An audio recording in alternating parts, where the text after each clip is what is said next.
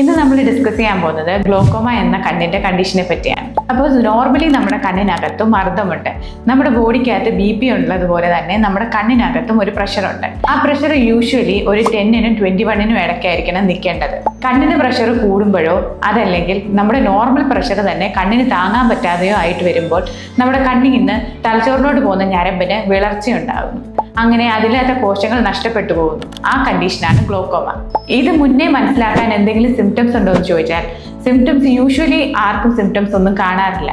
വല്ലപ്പോഴും കുറച്ച് പേർക്ക് ചിലപ്പോൾ കണ്ണിന് എന്തെങ്കിലും ചുമപ്പ് നിറമോ അല്ലെങ്കിൽ ഇടയ്ക്ക് നമ്മൾ ലൈറ്റിലൊക്കെ നോക്കുമ്പോൾ ഒരു കളർ പോലെ അതിൻ്റെ ചുറ്റും കാണുന്നുണ്ടോ, അങ്ങനെയൊക്കെ കാണുന്ന വളരെ കുറച്ച് സിംറ്റംസ് മാത്രമേ ഇതിനുള്ളൂ. ഈ ഗ്ലോക്കോമ എന്ന കണ്ടീഷൻസിന് പല റിസ്ക് ഫാക്ടേഴ്സ് ഉണ്ട്. അതിൽ ഏറ്റവും കോമൺ ആയിട്ടുള്ളതും ഏറ്റവും ഫസ്റ്റ് ഇമ്പോർട്ടൻ്റ് ആയിട്ടുള്ളതുമാണ് ഫാമിലി ഹിസ്റ്ററി. നിങ്ങളുടെ ഫാമിലിയിൽ ആർക്കെങ്കിലും ഗ്ലോക്കോമ ഉണ്ടെങ്കിൽ നിങ്ങൾക്കത് വരാനുള്ള സാധ്യത വളരെ കൂടുതലാണ്.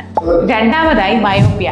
കുഞ്ഞിലെ മുതലേ ഉള്ള കാഴ്ചക്കുറവുള്ള ആൾക്കാരാണെങ്കിൽ നിങ്ങൾക്ക് ഗ്ലോക്കോമ വരാനുള്ള സാധ്യത കൂടുതലാണ്.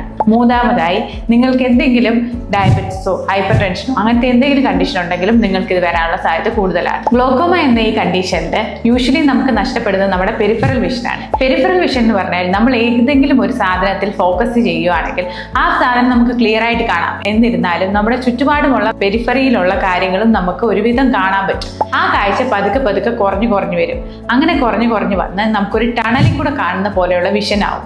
അതിനുശേഷം ഈ ഫുൾ വിഷന് നമ്മളുടെ പോകും. അപ്പോൾ ഇത് നമ്മൾക്ക് നേരത്തെ കണ്ടുപിടിക്കാൻ എന്തെങ്കിലും വഴിയുണ്ടോ എന്ന് ചോദിച്ചാൽ ഇതിനായി നിങ്ങൾ അടുത്തുള്ള ഐ ഹോസ്പിറ്റലിൽ പോവുക. അവിടെ നിങ്ങൾക്ക് കണ്ണിന്റെ പ്രഷർ ചെക്ക് ചെയ്യാൻ പറ്റും. അതുകൂടാതെ നിരവധി ടെസ്റ്റുകളുണ്ട്. അതിൽ നിങ്ങൾക്ക് തന്നെ മനസ്സിലാക്കാൻ പറ്റും ഗ്ലോക്കോമ നിങ്ങൾക്ക് സ്റ്റാർട്ടിങ് ഉണ്ടോ ഇല്ലയെന്ന്.